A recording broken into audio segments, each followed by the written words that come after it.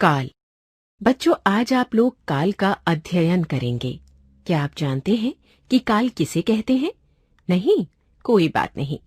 हम आपको बताते हैं कि काल किसे कहते हैं। बच्चों, काल का मतलब है समय। हम जो भी काम करते हैं वे सभी काम किसी न किसी समय के अंदर होते हैं। जैसे कुछ काम बीते हुए समय में हो चुके होते हैं, कुछ वर्तमान समय में होते हैं और कुछ आने वाले समय में होंगे। अब आप नीचे लिखे वाक्यों को पढ़िए। पहला, महात्मा गांधी ने दांडी यात्रा की थी। दूसरा, शंकर और नंदू पतंग उड़ाते हैं। तीसरा, शेखर और अनुराग ताजमहल देखने जाएंगे। बच्चों, इन वाक्यों में से पहले वाक्य महात्मा गांधी ने दांडी यात्रा की थी की क्रिया की थी से पता चलता है कि महात्मा गांधी के द्वारा दांडी यात्रा करने की क्रिया पहले यानी बीते हुए समय में की गई थी। कहने का मतलब है कि क्रिया बीते हुए समय में हो चुकी है, अतः ये भूतकाल है। दूसरे वाक्य शंकर और नंदू पतंग उड़ाते हैं कि क्रिया उड़ाते हैं से पता चलता है कि शंकर और नंदू पतंग उड़ाने का काम वर्तमान काल में कर रहे हैं, अर्थात वे अभी चल रहे मौजूदा समय में पतंग उड़ा रहे हैं, अतः यहाँ वर्तमान काल है। इसके बाद तीसरे वाक्य शेखर और अनुराग ताजमहल देखने जाएंगे में क्रिया जाएंगे से इस बात का पता चलता है कि शेखर और अनुराग के द्वारा ताजमहल को आने वाले समय में देखने जाने की क्रिया की जाएगी, अतः यहाँ भविष्यत काल है। बच्चों, अब आप अच्छी तरह समझ गए होंगे कि क्रिया के जिस रूप से उसके होने या करने के समय का पता चलता है उसे काल कहते हैं। काल, भूतकाल, वर्तमान काल, भविष्यत काल। भूतकाल। काल का पहला भेद है भूतकाल। भूतकाल को पढ़ने से पहले भूत शब्द का अर्थ समझ लें। बच्चों, क्या आपको मालूम है कि भूत किसे कहते हैं? भूत का अर्थ है बीता हुआ, अतः भूतकाल का अर्थ हुआ बीता हुआ समय। बच्चों, अब आप नीचे लिखे वाक्यों को पढ़िए। पिताजी कानपुर गए। पानी बरस रहा था। पंडित जवाहरलाल नेहरू हमारे देश के प्रथम प्रधानमंत्री थे। इन वाक्यों में पहले वाक्य की क्रिया गए से ये पता चलता है कि पिताजी कानपुर जा चुके हैं, जा नहीं रहे।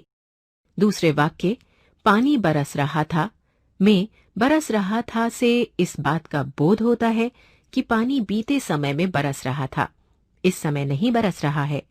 तीसरे वाक्य पंडित जवाहरलाल नेहरू भारत के प्रथम प्रधानमंत्री थे की क्रिया थे से इस बात का ज्ञान होता है कि जवाहरलाल नेहरू भारत के पहले प्रधानमंत्री थे, है नहीं? बच्चों, इन सभी वाक्यों की क्रियाओं से ये पता चलता है कि सारे काम बीते हुए समय में हो चुके हैं। क्रिया के इस रूप को भूतकाल कहते हैं। इन वाक्यों को पढ़ने और समझने के बाद आप ये जान गए होंगे कि क्रिया के जिस रूप से ये पता चले कि काम बीते हुए समय में हो चुका है उसे भूतकाल कहते हैं। भूतकाल के भेद। बच्चों, भूतकाल के 6 भेद होते हैं। सामान्य भूतकाल, आसन्न भूतकाल, पूर्ण भूतकाल, अपूर्ण भूतकाल, संदिग्ध भूतकाल, हेतुमद भूतकाल। आइए अब इन्हें विस्तार से पढ़ते हैं। पहला, सामान्य भूतकाल। बच्चों, भूतकाल की क्रिया के जिस रूप से उसके भूतकाल में सामान्य रूप से होने का पता चलता है उसे सामान्य भूतकाल कहते हैं। जैसे हेमा ने नृत्य किया। इस वाक्य की क्रिया किया से ये पता चलता है कि हेमा ने बीते समय में भूतकाल में नृत्य किया, अर्थात नृत्य करने की क्रिया भूतकाल में खत्म हो गई, अतः यहाँ सामान्य भूतकाल है। दूसरा, आसन्न भूतकाल। भूतकाल की क्रिया के जिस रूप से ये पता चलता है क्रिया अभी अभी समाप्त हुई है उसे आसन्न भूतकाल कहते हैं। जैसे पिताजी आ गए। बच्चों, क्या आपको समझ में आया कि इस वाक्य में आसन्न भूतकाल क्यों है? इस वाक्य की क्रिया आ गए से ये पता चलता है कि पिताजी कहीं गए थे और अभी अभी आए हैं, अतः यहाँ आसन्न भूतकाल है। तीसरा, पूर्ण भूतकाल। भूतकाल की क्रिया के जिस रूप से ये पता चलता है कि वो भूतकाल में शुरू होकर भूतकाल में बहुत पहले ही समाप्त हो गई, उसे पूर्ण भूतकाल कहते हैं। जैसे राम, लक्ष्मण और सीता वन को गए थे। राम, लक्ष्मण और सीता वन को भूतकाल में बहुत पहले गए थे, अतः यह पूर्ण भूतकाल है। चौथा, अपूर्ण भूतकाल। बच्चों, भूतकाल की क्रिया के जिस रूप से ये पता चलता है कि कार्य भूतकाल में आरंभ हो गया था किंतु समाप्त नहीं हुआ, वो अभी भी हो रहा है, उसे अपूर्ण भूतकाल कहते हैं। जैसे गौरव पढ़ रहा था। इस वाक्य की क्रिया पढ़ रहा था से ये स्पष्ट होता है कि गौरव ने भूतकाल में पढ़ने की क्रिया शुरू की थी किंतु समाप्त नहीं हुई थी, वो पढ़ ही रहा था, अतः यह अपूर्ण भूतकाल है। भूतकाल। बच्चों, संदिग्ध भूतकाल वहां होता है जहां वाक्य की क्रिया से उसके होने में संदेह प्रकट हो, अर्थात जब ये बात स्पष्ट ना हो कि कार्य भूतकाल में पूर्ण हुआ या नहीं हुआ। जैसे सब ने मिठाइयां खाई होंगी। खाई होंगी से ये बात स्पष्ट नहीं होती कि सबने मिठाइयां खाई या नहीं खाई, अर्थात यहाँ मिठाइयां खाने की क्रिया का भूतकाल में होने में संदेह है, अतः यहाँ संदिग्ध भूतकाल है। हेतु हेतु मद भूतकाल। हेतु हेतु मद भूतकाल वहां होता है जहां भूतकाल की क्रिया का होना किसी दूसरे पर निर्भर होता है।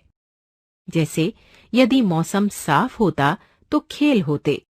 इस वाक्य में खेल होने की क्रिया मौसम के साफ होने पर निर्भर थी, इसीलिए ये स्पष्ट है कि खेल इसलिए नहीं हुए क्योंकि मौसम साफ नहीं था, अतः यहाँ हेतु हेतु मद भूतकाल है। बच्चों, इस प्रकार के वाक्यों में यदि, तो, जब तक, तब तक आदि शब्द आते हैं। वर्तमान काल। बच्चों, भूतकाल को अच्छी तरह समझने के बाद आइए अब वर्तमान काल के बारे में जानें। पहले आप निम्नलिखित वाक्यों को पढ़िए। महिला फल खाती है।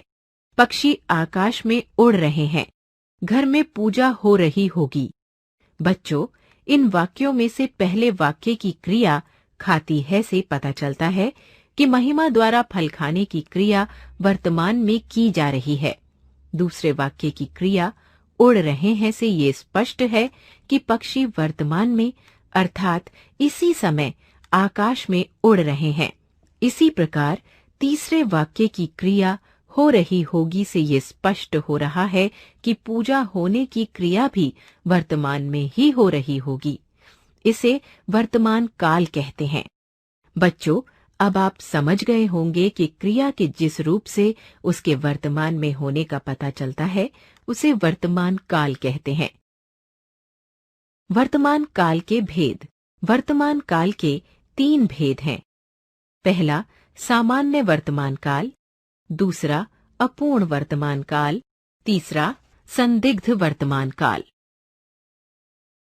पहला, सामान्य वर्तमान काल। वर्तमान काल की क्रिया के जिस रूप से ये पता चलता है कि क्रिया वर्तमान में सामान्य रूप से हो रही है, उसे सामान्य वर्तमान काल कहते हैं। जैसे दर्जी कपड़े सिलता है। इस वाक्य की क्रिया सिलता है से पता चलता है कि कपड़े सिलने की क्रिया वर्तमान काल में सामान्य रूप से हो रही है, अतः यहाँ सामान्य वर्तमान काल है। दूसरा, अपूर्ण वर्तमान काल। वर्तमान काल की क्रिया के जिस रूप से ये पता चलता है कि क्रिया वर्तमान काल में आरंभ होकर अभी चालू है, उसे अपूर्ण वर्तमान काल कहते हैं। जैसे राज मकान बना रहा है। इस वाक्य की क्रिया बना रहा है से ये पता चलता है कि मकान बनाने की क्रिया वर्तमान काल में शुरू हो चुकी है और अभी चल भी रही है, अर्थात अभी काम खत्म नहीं हुआ है, अतः यहाँ अपूर्ण वर्तमान काल है। तीसरा, संदिग्ध वर्तमान काल। बच्चों, वर्तमान काल की क्रिया के जिस रूप से उसके वर्तमान काल में होने का संदेह प्रकट हो, उसे संदिग्ध वर्तमान काल कहते हैं। जैसे, अब महिलाएं गीत गा रही होंगी। इस वाक्य में संदिग्ध वर्तमान काल है।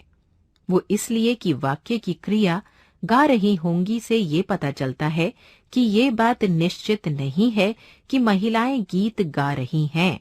अतः यहाँ संदिग्ध वर्तमान काल है।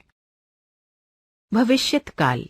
बच्चों, अब आपने वर्तमान काल भी अच्छी तरह समझ लिया है, अतः अब हम सब भविष्यत काल के बारे में जानेंगे।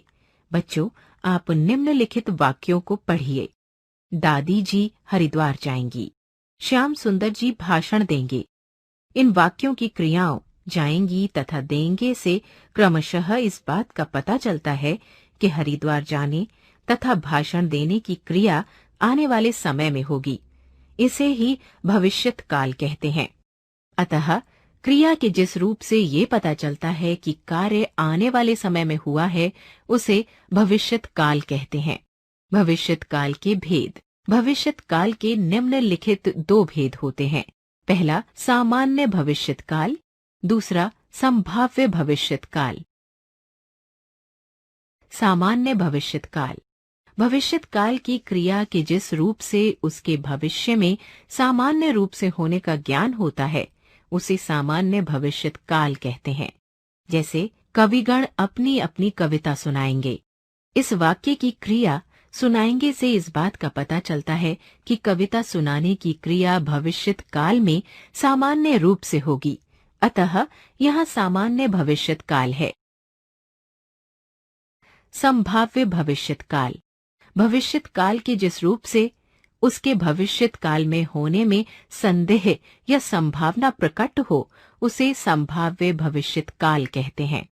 जैसे, शायद मेरी मौसी आए। इस वाक्य शायद मेरी मौसी आए की क्रिया आए से पता चलता है कि मौसी के आने की केवल संभावना की जा रही है। ये निश्चित नहीं है कि मौसी आएंगी ही आएंगी। अतः ये संभाव्य भविष्यत काल है।